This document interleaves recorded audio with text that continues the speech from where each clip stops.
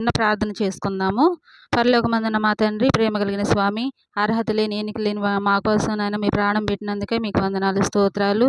చిన్న వాక్యంలోకి మేము వెళ్తుండగా మీరే దీవించి ఆశీర్వదించి మీరే మాతో మాట్లాడమని అడిగి వేడుకుంటున్నాం తండ్రి. ఆమెన్.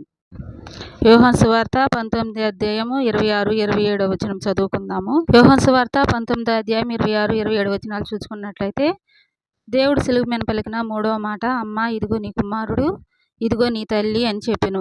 శిష్యుని చూచి యేసు ప్రభువు వారు ఈ మాట చెప్పాడు. ఎందుకంటే యోహాన్ అంటే ఎంతో నమ్మకమైన వ్యక్తి కాబట్టి, మంచి శిష్యుడు కాబట్టి, ఆమె గురించి తన తల్లి గురించి శిష్యునికి చెప్పాడు, బాధ్యతను అప్పగించాడు. సిలువపై ఉండి కూడా దేవుడు తన యొక్క తల్లి బాధ్యతను మర్చిపోలేదన్నమాట. ఎందుకని యేసు ప్రభువు వారు యోహానుకి తన బాధ్యతను అప్పగించాడంటే, మొదటిగా మరియమ్మ జీవితాన్ని చూసుకున్నట్టయితే యోసేపు మరియమ్మను నమ్మలేదు. ఎందుకంటే తన గర్భాన్ని బట్టి యోసేపు తన భార్యను అవమానించాడు. ఫస్టు నమ్మలేదు. తర్వాత దూత దిగివచ్చి తన యొక్క మరియను గురించి చెప్పినప్పుడు అప్పుడు మరియను చేర్చుకున్నాడు. సమాజము నమ్మలేదు. తన కుమారులు కూడా ఆమెను ప్రేమగా చూసుకోలేదు కాబట్టి ఆ పరిస్థితిని బట్టి వారు తన యొక్క శిష్యునికి మరియమ్మ గురించి అప్పగించాడు అన్నమాట. తన బాధ్యతను పూర్తిగా తన సహోదరుడైన తన శిష్యుడైన యోహానుకు అప్పగించాడు. అదేవిధంగా తనకి కుమారులు లేరా అంటే, యేసు ప్రభు తర్వాత కుమారులు లేరా మరియమ్మ కంటే ఉన్నారు. కుమారులు ఉన్నప్పటికీ కూడా ఆ బాధ్యతను యోహానుకు మాత్రమే అప్పగించాడు అన్నమాట. ఎందుకంటే ఆయన శిష్యులైనను నమ్మారు, యేసు ప్రభు వెంట ఉన్నారు. కానీ ఆయన సహోదరులు మాత్రము ఆయనను నమ్మలేదన్నమాట. ఆ మాట మనం ఎక్కడ చూస్తామంటే యోహాను సువార్త 7వ అధ్యాయము 5వ వచనంలో చూస్తాము. తన సహోదరులైనను ఆయన యందు నమ్మిక ఉంచలేదు, విశ్వాసం ఉంచలేదు అన్నమాట. అందును బట్టి యోహానుకి అప్పగించవలసి వచ్చిందన్నమాట.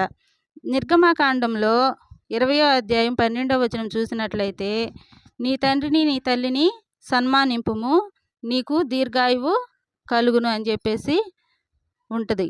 ఆ యొక్క వచనాన్ని మనం చూసుకున్నట్టయితే, మన యొక్క తల్లిదండ్రులు మనం సన్మానించినట్లయితే, మన తల్లిదండ్రులు మనం ఆదరించినట్లయితే, ప్రేమించినట్లయితే దీర్ఘాయుష్ మనకి కలుగుతుందన్నమాట. అదేవిధంగా ఎఫెసీ పత్రిక 6వ అధ్యాయం 1వ వచనంలో చూసుకున్నట్లయితే, మేలు దీర్ఘాయుష్ మనకి కలుగుతాయి. ఎప్పుడంటే మన యొక్క తల్లిదండ్రులను మనం బాధ్యతగా చూసుకున్నప్పుడు, ప్రేమగా చూసుకున్నప్పుడు మన యొక్క ఆయుష్, మన యొక్క మేలు మనకి కలుగుతుందన్నమాట. మనం మన తల్లిదండ్రుల పట్ల ఎంత బాధ్యతగా ఉన్నాము అనేది ఇందును బట్టి మనం నేర్చుకుంటాం. సిలువపై ఉండి కూడా యేసు ప్రభువు వారు తల్లిని ప్రేమగా చూసుకున్నట్లు, బాధ్యతగా చూసుకున్నట్లు మనం చూస్తామన్నమాట. సామెతల గ్రంథం 20వ అధ్యాయం 20వ వచనంలో చూసుకున్నట్టయితే, తన తండ్రినైనను తల్లినైనను దూషించువాడు దీపము కారు చీకటిలో ఆరిపోద్దని ఉంటుందన్నమాట.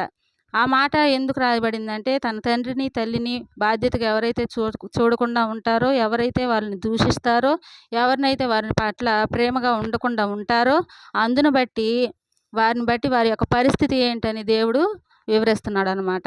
అట్లాగా మన కారు చీకట్లో మనం దీపం ఆరిపోకుండా ఉండినట్లు, మన జీవితాలు బాగున్నట్లు, దీర్ఘాయుష్ కలుగునట్లు, మేలు కలుగునట్లు ఉండాలంటే మన తల్లిదండ్రులను మనం బాధ్యతగా చూసుకోవాలా. ఇందును బట్టి ఈ యొక్క సిలువ యొక్క ధ్యానాల్లో మనం నేర్చుకోవాల్సింది ఏమంటే, యేసు ప్రభు ఏ విధంగా అయితే మాదిరికరంగా బాధ్యతగా ఉన్నాడో, ఆయన అడుగుజాడల్లో నడుస్తూ ఆయన యొక్క బాధ్యతను మనం కూడా చూసి నేర్చుకోవాలని ఈ యొక్క వాక్యం ద్వారా నేర్చుకుంటున్నాం. సమయం ఇచ్చిన దేవునికి వందనాలు.